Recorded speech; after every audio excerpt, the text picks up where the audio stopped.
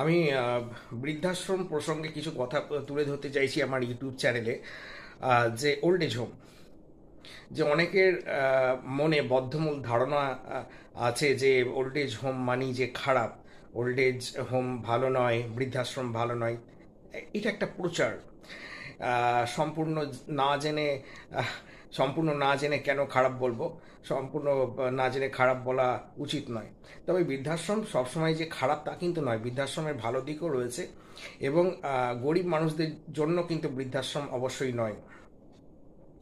অবশ্যই অর্থ থাকতে হবে এবং যেরকম বৃদ্ধাশ্রমে মানুষ থাকবে তার সেরকম পরিষেবা পাবে, অর্থ যেরকম খরচ করবে তার পরিষেবা সেরকমই হবে।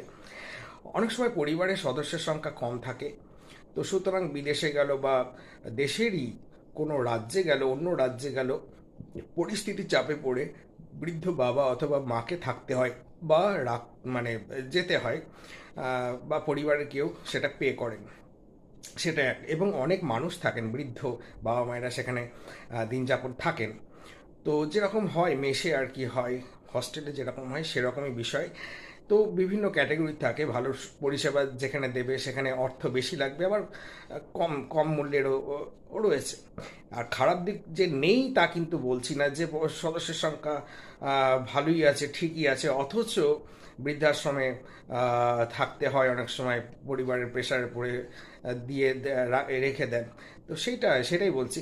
কিন্তু অর্থ থাকতে হবে, গরিব মানুষদের জন্য কিন্তু বৃদ্ধাশ্রম অবশ্যই নয়।